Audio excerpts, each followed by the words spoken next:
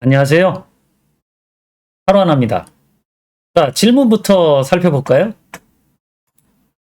질문 내용을 보면 문자 포함된 값을 구하는 뭐 이런 질문이에요.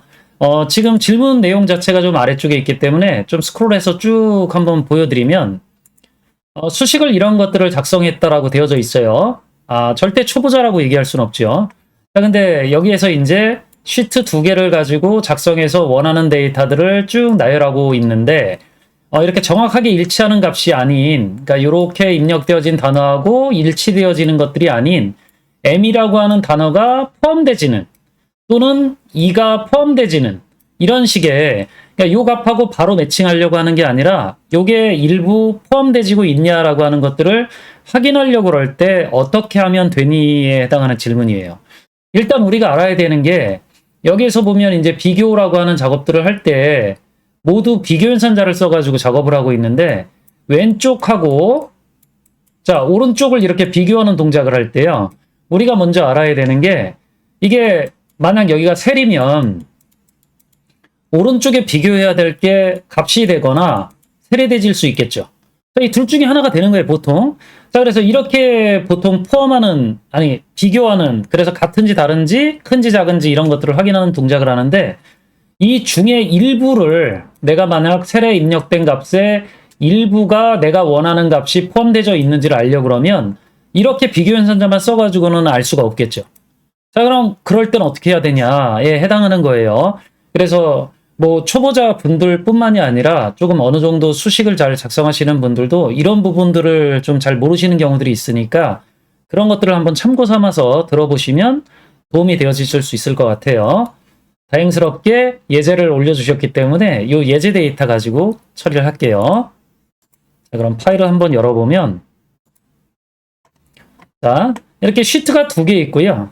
왼쪽에 있는 요 시트에 있는 데이터들을 가지고 근무 명령서에 요 MD에 해당하는 조건에 맞는 데이터 값들을 모두 연결해서 자, 여기 2라고 MD라고 하는 요 값을 모두 조건에 맞춰진 값들을 연결해서 사람 1, 2, 3, 4에 해당하는 값들을 뒤에 3, 뭐 이런 것들을 이제 연결해가지고 표현하고 있는 거죠.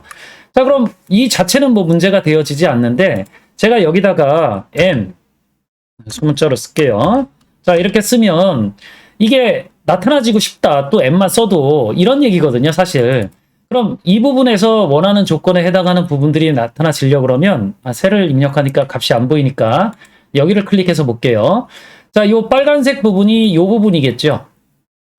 자, 근무표의 B2셀부터 F5셀 범위에서 B1셀, 그러니까 이 M과 같은, 그러니까 완전히 일치해야 된다는 거잖아요. 그럼 일부만 일치되지는지 확인해 보려고 그럴 때 우리가 뭘 써야 되냐면 엑셀 함수 중에요. 이런 게 있죠. 자, find라고 하는 함수가 있고요. 그 다음에 search라고 하는 함수가 있어요. 이 두 함수는 모두 셀 안에 내가 원하는 문자 또는 문자열이 존재하는지 확인해서 있으면 몇 번째 위치에 있다라고 하는 숫자를 반환해 주고요. 안 그러면 에러 값을 돌려주는 함수예요. 자, 그러니까 둘 다 사용 방법은 동일하거든요. 여기에다가 찾을 문자 뭐 또는 단어겠죠. 문자열 같은 거 이제 입력을 해주시면 단어 같은 거 입력해 주시면 자, 얘를 어디에서 찾냐면 이 단어가 포함하고 있는 전체 문자열에서 찾으면 얘가 이제 이 안에서 몇 번째 있다. 이렇게 이제 반환해 주는 놈이에요. 얘는 위와 동일해요. 구문 자체가.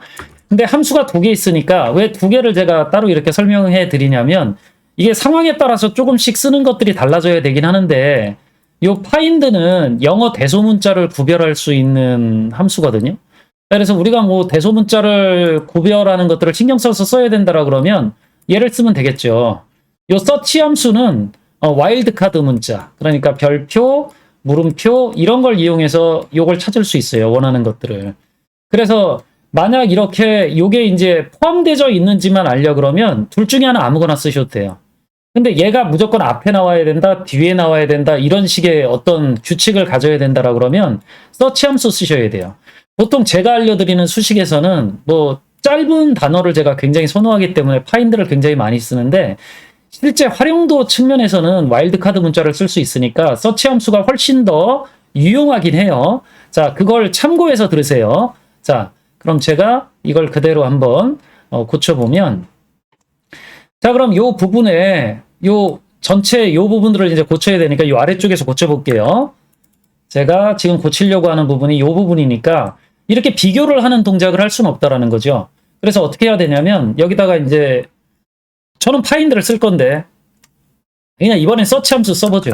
자, 서치 함수를 써서 자, 먼저 찾을 게 먼저 나와야 되기 때문에 여기에 있는 걸 찾아야 되잖아요. 여기 제가 아까 m 입력해 놨으니까 얘를 잘라가지고 제가 왼쪽 위치에다 옮겨 놓을게요.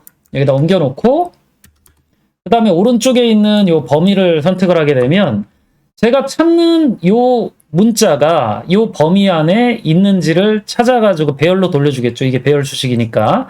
그럼 제가 아까 얘기 드린 대로 기본적으로 얘들은 찾아지면 숫자가 나와요.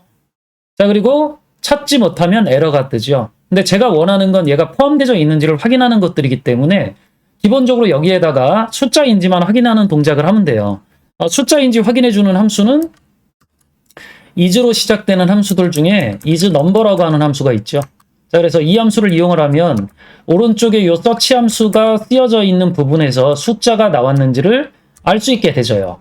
그럼 이렇게 바꿔 주면 요 부분 자체가 이 단어가 포함되어 있는지 여부를 반환해 주는 거니까 요 B열부터 B원셀부터 F원셀의 값이 요 1인 경우와 일치하는 요 두 가지 조건이 만족되어지는 것들을 모두 연결해 가지고 반환해 주라라고 하는 얘기잖아요.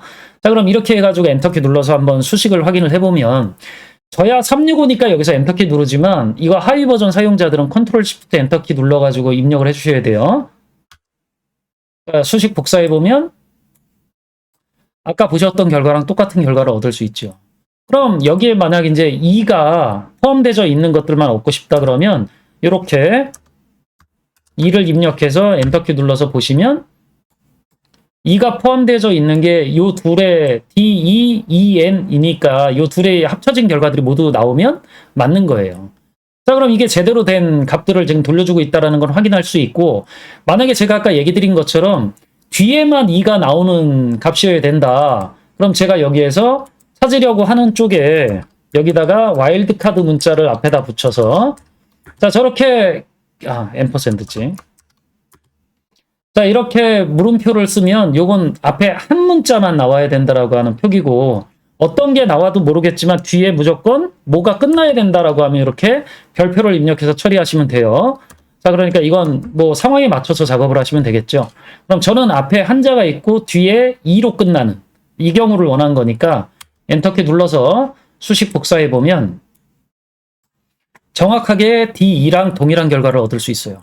그럼 이제 EN이나 뭐 원하는 것들을 돌려받는 작업들을 하실 수 있겠죠. 자, 그럼 이렇게 수식을 사용하실 때 값을 비교하는 동작을 하시려고 하잖아요. 이럴 때 내가 가지고 있는 이 값하고 정확하게 일치하냐, 셀과 셀이냐, 아니면 셀과 값이냐, 이런 걸 비교하실 때에는 같다, 다르다, 크다, 작다, 이런 비교 연산자를 이용하시면 되고, 내 값이 요 안에 포함되어져 있냐를 확인해 보시려고 그러면, find나 search 함수 같은 걸 이용하셔가지고, 이게 숫자가 반환되어지는지 isNumber 같은 함수를 이용해서 확인을 해 보시면 되겠죠.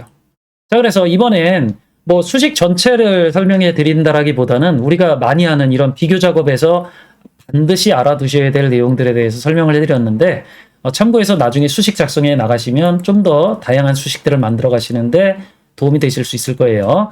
자, 이번엔 여기까지 설명드리고 다음에 다른 주제로 다시 만나서 설명드리도록 할게요. 수고하셨습니다.